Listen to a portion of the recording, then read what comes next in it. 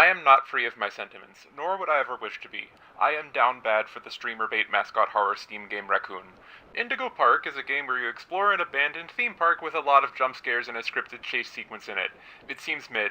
The game has extremely poor accessibility options for motion sickness at the moment, so I had to watch a playthrough on YouTube instead of playing it myself. If you're making a first-person game, please for the love of God let me turn off head bob and mouse smoothing, and let me turn on a crosshair even if there's nothing to shoot. Thank you. But the important part, is that the entire time there's a hot cartoon quipping from television screens on the sidelines. Hi there, and welcome to Indigo Park, the world's most innovative and engaging family fun experience. Jump into the world of your favorite character. Wait, you're our first guest in 2,920 days, 4 hours, 23 minutes, and 38 seconds. Congratulations! I'm Rambley the Raccoon, and it's my job to make sure your experience here at Indigo Park is the most fun it can be. Just hop on over to the registration center to your left, where our friendly assistant will help you begin your adventure in the park. This is Rambley the Raccoon. I love him very much. It is known that I have a type, and it's this. I like his voice, I like how he's animated, I like that he's literally the first time any of these fucking mascot horror games has included something that I can imagine kids enjoying at some point in time. I like that he calls me Buddy. Hooray! Great work, buddy! Now try entering the park, and we can start our Indigo adventure! I want to be his friend, I want to kiss him with tongue, I want to rest my head on his lap and beg him for treats, I want him to put his adorable conductor hat on and order me around. I desire him carnally, and I'm not ashamed to admit it. They fucking knew what they were doing. He is small, and chubby, and whimsical, and omniscient, and vaguely sinister. I have to assume this is how lesbians feel about GLaDOS. So, there, I've spoken my truth. I need him drawn on model but tangibly plush and with balls that reach halfway to the ground. Thanks for watching. Watch my previous video for context. Sorry. I'm making a follow-up because I think I might have understated how down bad I am for this raccoon. I truly don't think I have ever self-shipped for a fictional character harder than I do for him. Like, I'm in love with Mr. Wolf, but I know that I'd only ever proposition him if I were Snake. You feel me? Rambley the Raccoon specifically belongs with me. No one loves him the way I do, in universe or out. It feels like he was produced from the bottom up to appeal to me specifically, like they plucked him right out of the maladaptive daydreams I had when I was young. It's a 2-for-1, you know? Like, there's the surface level, where I think we'd be perfect together because we're both little autistic creatures with abandonment issues, and we're even drawn in similar art styles. I am small, but he is smaller. You could crawl up onto my chest and let me scratch his butt. But also, within the text of the story, he's like, actually a character that my real life self could interact with, like a furry version of Her 2013. Have you thought about that? Like, the story takes place on human Earth, the fantasy is compatible with the body I have. These questions keep popping into my head, unrelentingly. Would I blindside him if I showed him that he was sexually desirable to a real person? Could he read the overpowering lust in my face but not be able to put a name to it because he was only programmed with kid-friendly knowledge? In the game, the scripted lines he gives at the start are shown to be just barely disguising his genuine desire for company and approval. What if I fucking showed him a drawing of my persona and confessed to him that I fantasized about being with him in this form? What if he came to trust me so much that he'd let me wire a plush toy of him into his brain so I could stroke him in the real world and make him feel it in cyberspace? My brain is running at 100 fucking miles an hour. Indigo Park probably isn't gonna have a romance arc, but the ending of Chapter 1 is definitely pointing to some degree of developing platonic camaraderie and emotional dependence, and that scares me.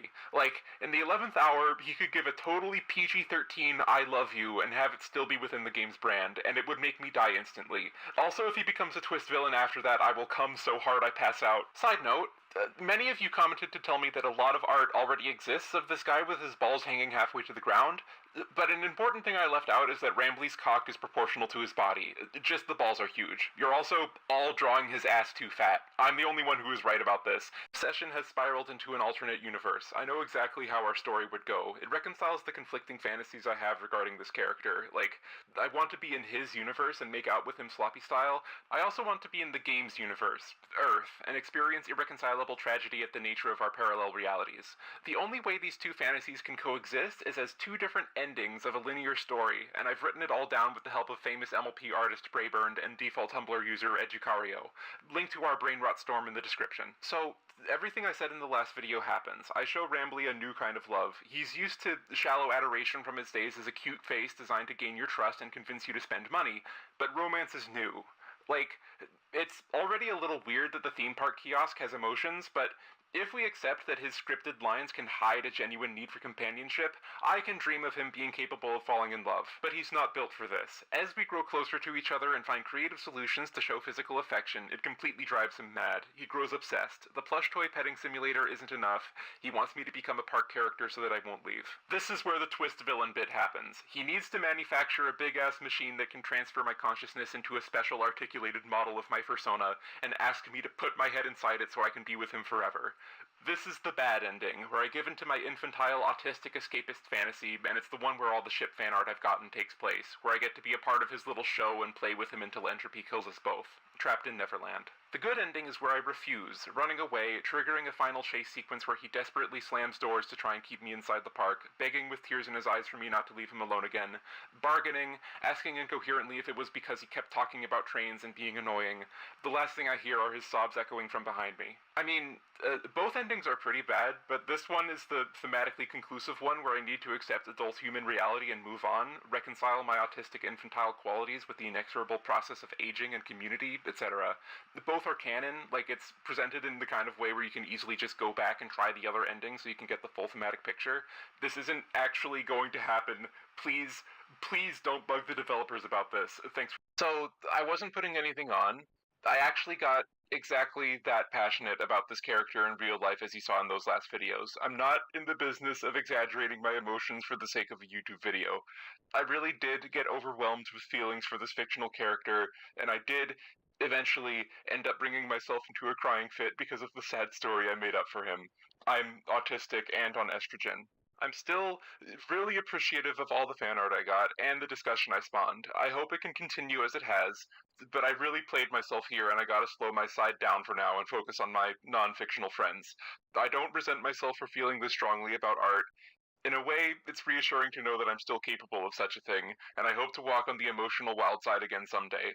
The saga is on pause now, though. It's not lost on me that I had to do my good ending in real life, in a sense. I hope Rambley isn't too upset that I left him behind, but maybe with time I can find the secret ending where he gets to grow alongside me and gain autonomy for himself, and be let free onto the internet so he can visit me sometimes without needing to depend on me, because I think we both deserve more.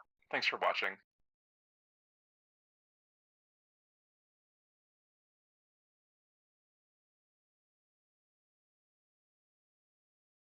Well, that settles it. Rambley got fucking PTSD, and he can't live the same as he was before he met this fucking weirdo. So, next video will be about. So, give me a while, and I'll have it finished by 30 minutes. Bye.